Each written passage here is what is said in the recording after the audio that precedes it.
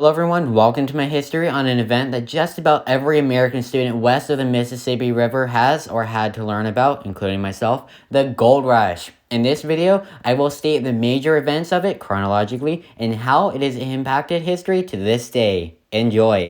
Before I dive in, I'll set the stage of events. It's 1845 and Mexico is pissed since the U.S. annexed the self-declared Republic of Texas, which was its own country and had presidents, after the dumpster fire which occurred at the Alamo in San Antonio. Plus, the U.S. claimed the Mexican-American border was the Rio Grande instead of Mexico's claim of the Nueces River. With this, on April 25th, 1846, the Mexican-American War began. With its end in 1848, the U.S. won. However, in the month before the war was over, something was discovered. In the January before the Mexican-American War ended, in the Central Valley of California, which I've traveled across twice, a discovery was made on a farm. In the small town of Coloma, California, on the mill of a man named John Sutter, who had to play the role of an elementary show, a carpenter named James Marshall saw something shiny in a stream of water. On this date, January 24th, 174 years ago in 1848, James Marshall brought this odd yellow material into a workshop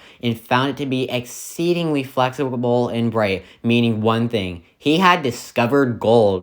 On February 28, 1848, the Treaty of Guadalupe Hidalgo was signed between the victorious U.S. and Mexico to end their war. As part of the treaty, in the Mexican cession, California, which was an independent republic for about a month, as alluded to on their flag, even to this day, was annexed by the U.S. as a territory. Shortly after, in March of that year, despite their best efforts of concealing their discovery, San Francisco newspapers documented Sutter and Marshall's discovery of gold. Heck, a San Franciscan man named Samuel Brannan made a mad dash through the streets of San Francisco, screaming, "Gold! Gold! Gold from the American River," even though it was a creek. With this, the East Coast soon heard about this gold discovery, and so, in the year of 1849, the so-called 49ers, which were from all over the place, like the US, China, Mexico, and even Peru, traveled across the US to mine for gold. These 49ers even inspired the name of San Francisco's NFL team. Nonetheless, the nation had a serious case of gold fever.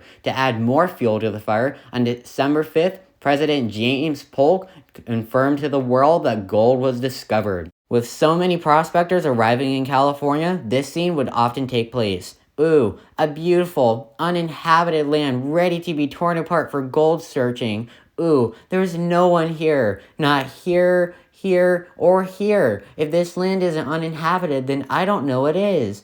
Many natives would either join in the mining themselves or be victims of diseases or horrific miners, which would ravage their populations. In March of 1850, the California legislature passed the Foreign Miners Tax, which forced foreign miners to pay $20 a month for voting rights, which might as well have been unpayable.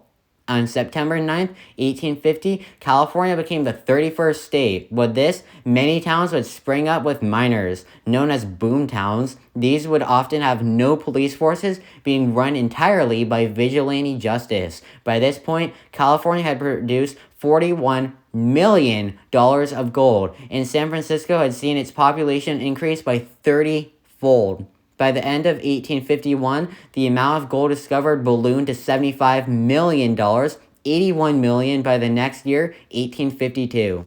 Also in 1852, a massive wave of Chinese migrants who were fleeing crop failure in the mainland traveled to California. Many of these migrants believed that there was a legendary, forgive my pronunciation, Gamsan, or mountain of gold somewhere in California. One of 5 miners at this point was Chinese. Unfortunately, a second new foreign miners tax would specifically target Chinese prospectors. In 1853, Edward Matson, who was sick of regular mining for gold, pioneered hydraulic mining. In 1854, California's Supreme Court ruled that the Chinese, natives, and earlier on, African Americans couldn't give evidence of mistreatment in mines back in courts. This led to a skyrocketing of racism. What many didn't realize was that there is a finite amount of gold in those mines.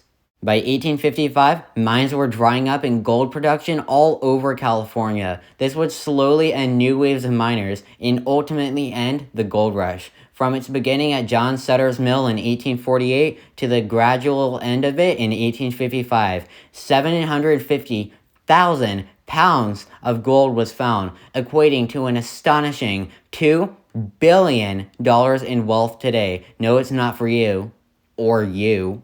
What was also astounding was the amount of death and destruction caused by the gold rush. Before, there were 150,000 natives in California. After that, there were only about 3,000. 4,000 of these natives who died were slaughtered by ferocious miners. Hundreds of miners of all nationalities died and more. Despite this, the legacy of the gold rush will remain.